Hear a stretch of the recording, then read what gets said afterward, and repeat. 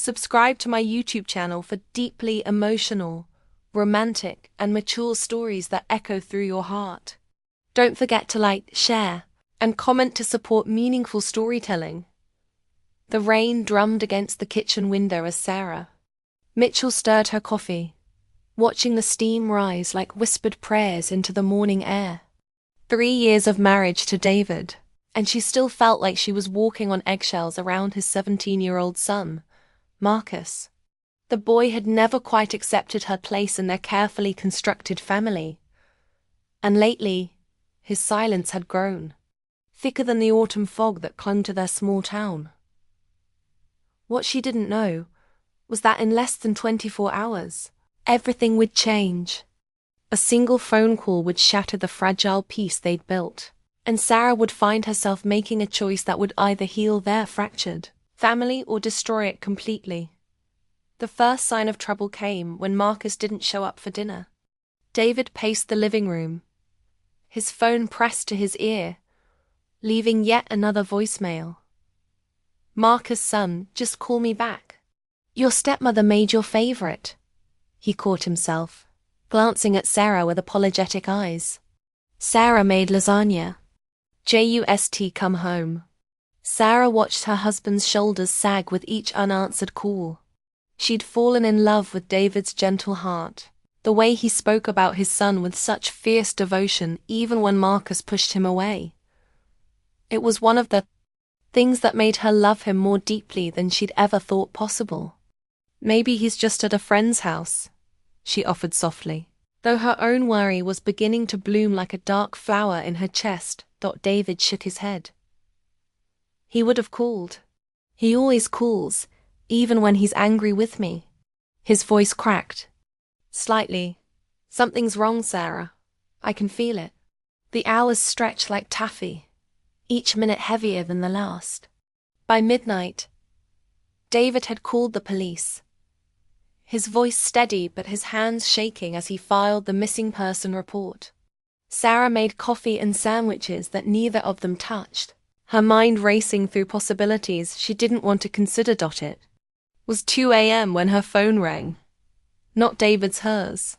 The caller ID showed a number she didn't recognize, but something in her gut told her to answer. "Mrs. Mitchell?" The voice was young, uncertain. "This is Jake. I'm friends with Marcus."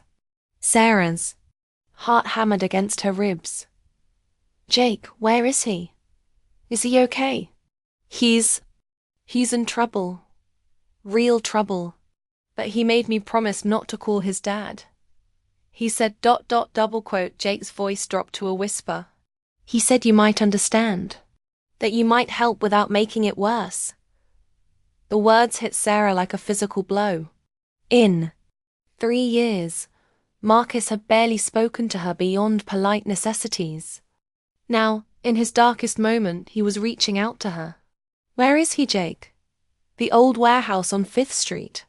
But Mrs. Mitchell, he's not alone. There are some guys here, and they're not good people. Marcus got involved with something, and now they want money he doesn't have." Sarah's blood ran cold. She looked at David, who was dozing fitfully on the couch, his phone clutched in his hand. She could wake him. Should wake him. But Jake's words echoed in her mind. Marcus had specifically asked for her. This might be her one chance to bridge the gap that had kept them apart. "I'm coming," she whispered into the phone. "Don't let him do anything stupid."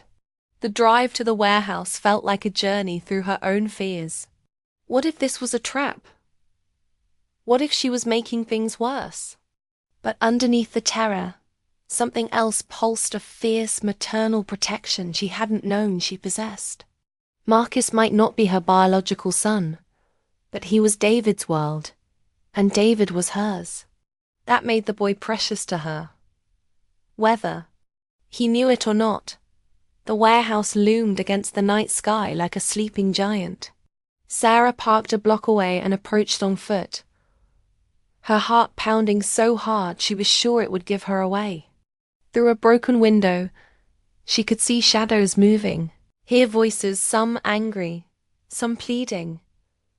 She found a side door hanging loose on its hinges and slipped inside. The smell of rust and decay filled her nostrils as she crept through the darkness, following the sound of voices to a small office at the back of the building. What she saw made her stomach clench with fear and fury. Marcus sat on a folding chair, his hands bound behind his back, his face pale but defiant.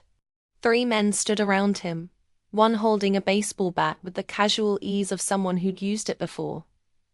"Last chance, kid," the man with the bat was saying. "Where's our money?" "I told you I don't have it," Marcus replied, his voice steadier than his 17 years should have allowed. "Tony said he'd pay you back. This has nothing to do with me. Tony's long gone, and you were with him when he took our product. That makes you responsible."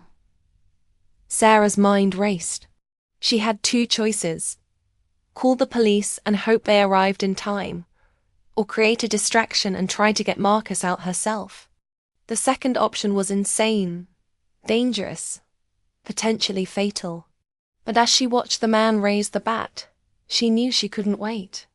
"Excuse me," she said, stepping into the circle of light with her hands raised. "I think there's been a misunderstanding." The 3 men spun toward her, and she saw Marcus's eyes widen in shock, and something that might have been relief. "Lady, you need to turn around and walk away," the man with the bat said. "This doesn't concern you." "Actually, it does." Sarah forced her voice to remain calm, drawing on every ounce of courage she'd never known she possessed. "I'm his mother, and I'm here to make this right." She wasn't his mother, not really. But in that moment, facing down 3 dangerous men to protect the boy who'd never accepted her, she felt more like a mother than she ever had before. "Sarah, don't," Marcus started, but she cut him off with a look. "How much does he owe you?" She asked. The leader, a thin man with dead eyes, smiled without warmth. 3,000. Cash. Sarah's heart sank. She didn't have that kind of money, not readily available. But she nodded as if it were no problem at all. "I have 2,000. In my purse," she lied smoothly. "The rest I can get from an ATM. But I want to see my son walk out of here first." The negotiation that followed was the most terrifying 15 minutes of Sarah's life. She used every skill she'd learned in her years as a social worker, reading people, understanding what motivated them, finding the pressure points that would make them listen. Slowly, carefully, she convinced them that a living Marcus who could potentially get them more money was worth more than a dead one, who couldn't. When they finally untied Marcus and pushed him toward her, Sarah felt her knees nearly buckle with relief. But they weren't safe yet. The men followed them out, expecting their money. "TM's around the corner," Sarah said, her arm around Marcus's shoulders. She could feel him trembling, though he was trying to hide it. "Just like I promised." But instead of heading to an ATM, Sarah guided Marcus toward her car. "When I say, run," she whispered, "you run. Don't look back, don't wait for me. Get to the car and call your father." "Sarah, I can't leave you." "Yes, you can. And you will." She squeezed his shoulder. "Trust me." The moment came when they reached the corner. Sarah suddenly stumbled, crying out as if she'd twisted her ankle. As the men rushed forward, she shouted, "Run!" Marcus hesitated for a split second, then bolted.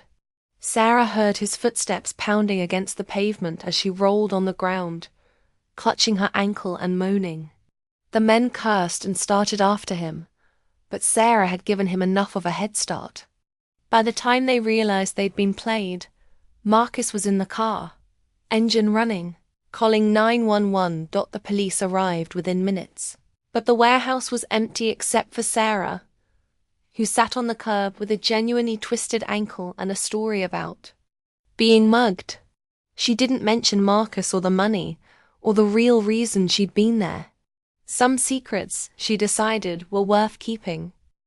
It was David who found her at the hospital, his face pale and eyes wild with fear and relief. Marcus stood beside him, looking smaller than his 17 years, his eyes red-rimmed and swollen. "The police said you were mugged," David said, taking her hand gently. "But Marcus told me what really happened. Sarah, you could have been killed." She looked past him to Marcus, who was staring at the floor. "Come here," she said softly.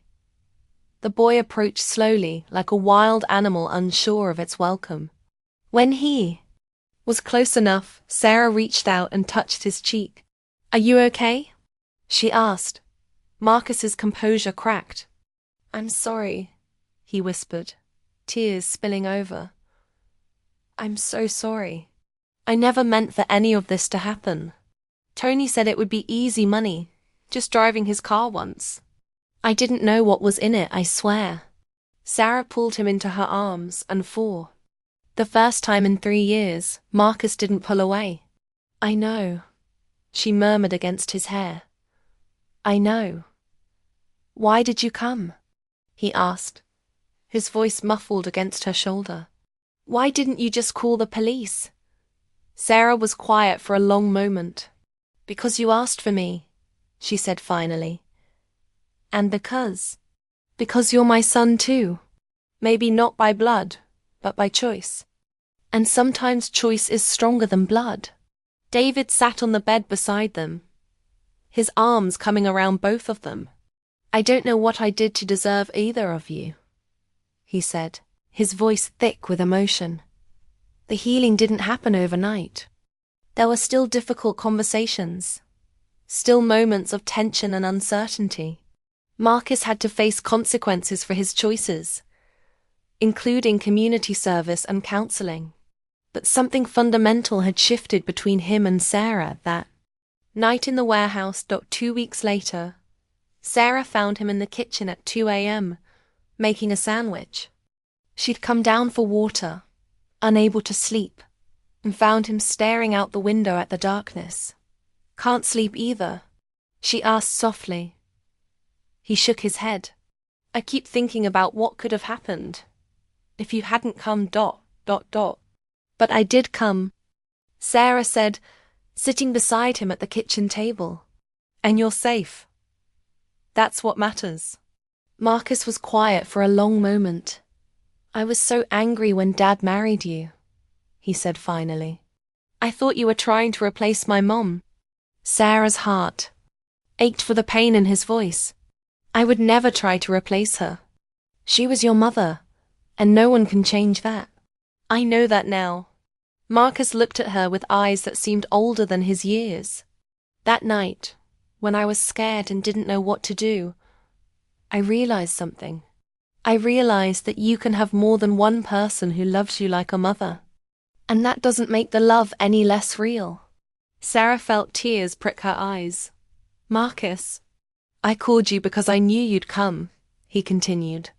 "Dad would have come too, but he would have charged in. All protective father energy. I needed someone who would think first, plan, keep cool under pressure. I needed you." The simple admission meant more to Sarah than any grand gesture could have. This boy, who had been so determined to keep her at arm's length, had trusted her with his life when it mattered most. "I love you," she said simply. "I have since the day I met you, even when you made it very clear that you didn't want me to." Marcus smiled, and it transformed his entire face. "I love you too, Sarah, Mom." The word hung in the air between them, precious and fragile as spun glass. Sarah felt her heart expand to hold this new iteration of their family, this complicated, beautiful, chosen love. When David found them the next morning, asleep at the kitchen table with their heads pillowed on their arms, he stood in the doorway. For a long moment just watching, his son and his wife, finally at peace with each other. His family, complete at last. the warehouse incident became a turning point for all of them. Marcus threw himself into his senior year with renewed focus, determined to prove that he could learn from his mistakes. Sarah found herself more confident in her role as stepmother, no longer walking on eggshells but standing firm in her place in their family. And David watched it all with wonder, seeing his wife and son grow closer every day. The woman he'd fallen in love with had become the mother his son needed, and the boy he'd raised had opened his heart to let her in. On Marcus's 18th birthday, 6 months after the warehouse, Sarah found a wrapped package on her pillow. Inside was a picture frame holding a photo of the three of them from the previous Christmas, smiling and tangled together on the couch. But it was the inscription that made her cry. To Mom number 2, who proved that love isn't about biology. It's about showing up. Thank you for showing up. Love, Marcus. She carried the frame downstairs, where David was making breakfast and Marcus was setting the table. They looked up as she entered, and she didn't need to say anything. They could see the love and gratitude shining in her eyes. Happy birthday, sweetheart, she said, pulling Marcus into a hug. Thank you, Mom, he replied, and this time the word came easily, naturally, as if he'd been saying it all his life. That evening, as they sat around the dinner table sharing Marcus's birthday cake, Sarah reflected on the journey that had brought them here. The fear, the uncertainty, the night that had changed everything. She thought about the choice she'd made to step into that warehouse, to risk everything for a boy who hadn't even liked her. But that was what love was, she realized. Not the easy, comfortable kind that came naturally, but the kind that required courage, the kind that demanded you show up, even when you weren't sure you were wanted. The kind that said, you matter to me, and I will fight for you, even if you don't know you. Need me to. As she looked around the table at her family, her husband, her son, her chosen people, Sarah knew that every moment of fear and uncertainty had been worth it, because this was what they'd built together. Not just a family, but a home. Not just love, but trust. Not just acceptance, but belonging. And in the end, that was the most beautiful story of all. The warehouse stood empty now, its windows dark and vacant. But sometimes, when Sarah drove past it on her way to work, she thought about that night, smiled. It had been the scariest moment of her life, but also the most defining. The night she stopped being just David's wife and became Marcus's mother. The night she learned that sometimes the greatest love stories aren't about romance at all, but about the families we choose and the lengths we'll go to protect them. 3 years later, when Marcus graduated from college and gave his speeches, valedictorian, he looked out into the audience and found Sarah's eyes. I want to thank my parents, he said, both of them. My father, who taught me that love means never giving up on someone, and my mother, who taught me that sometimes the people who love us most are the ones who choose to love us, even when we don't make it easy. Sarah cried then, not caring who saw, because she understood now that love wasn't just about the big, dramatic moments. It was about the small, daily choices. The decision to stay when leaving would be easier. The choice to trust when trust felt dangerous. The willingness to step into the darkness when someone you love is lost. And in that moment, surrounded by the people who had become her everything, Sarah knew that she would make the same choice again. 1,000 times over, she would choose love. She would choose family. She would choose to show up. Because that's what love did. It showed up. And it never, ever gave up.